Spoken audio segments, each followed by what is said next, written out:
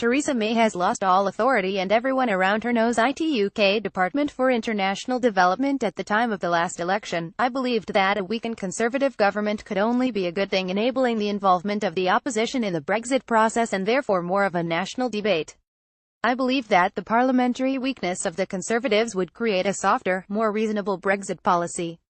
This has been true, to some extent, with the government's fractional majority, meaning that the opinions of other parties now have to be taken into account. However, parliamentary mathematics has the potential to shift us towards an extreme Brexit, as has been demonstrated by recent interventions from the Foreign Secretary, Boris Johnson. The deal made between the Conservatives and the DUP after the general election continues to be a contentious issue. It was not, however, the most dramatic power shift produced by the unexpected election result.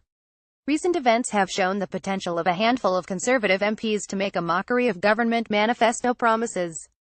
Universal credit, the government's long-term overhaul of the benefits system, has recently come under intense criticism from Dame Louise Casey, the government's former troubled families czar.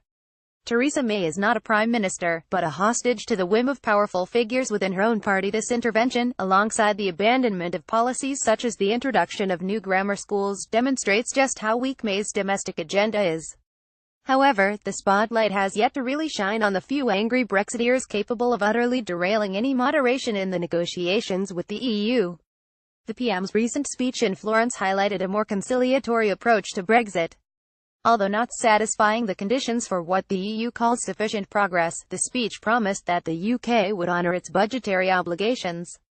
This is in sharp contrast to the rhetoric of the Tory government during the election campaign and gives Remain voters some hope that a future Brexit deal would be less damaging. However, the intervention of the Foreign Secretary has endangered the government's shift towards a more moderate negotiating policy.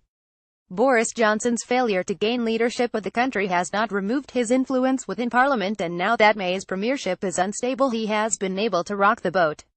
On the 15th of September, Boris Johnson wrote an exclusive article for The Telegraph that railed against a soft approach to Brexit and restated the outrageous claim that £350 million a week could be rerouted straight from Britain's EU budget contribution to the NHS.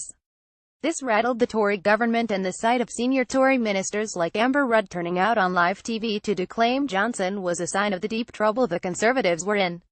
However, this was not enough to dissuade Johnson, and he has written yet another article, stating his personal vision for Brexit.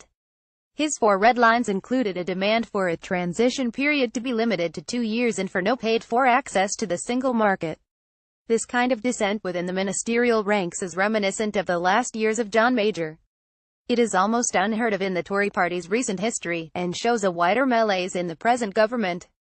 Read more. The EU withdrawal bill is a cynical power grab. If a couple of articles can shake May's control of her own Brexit policy, the pressure to achieve a deal that satisfies the Brexit ultras within her party must be significant. Theresa May is not a prime minister, but a hostage to the whim of powerful figures within her own party. She has lost all authority and everyone around her knows it. A senior MP, quoted in the New Statesman, lamented, "Poor Theresa, she's in office but not in power." What is the point of being Prime Minister if you're chained to the radiator in number 10? Although the compromised position of the Prime Minister is probably satisfying for Labour supporters, so long as this precarious balance is continued, it is profoundly dangerous for the whole country. Whilst Brexiteers and Remainers battle it out behind the puppet of Theresa May, any agreement, and therefore a good Brexit deal, is far from likely. At worst, we might be forced to exit the EU with nothing agreed, fulfilling the dreams of reactionary politicians like Nigel Farage.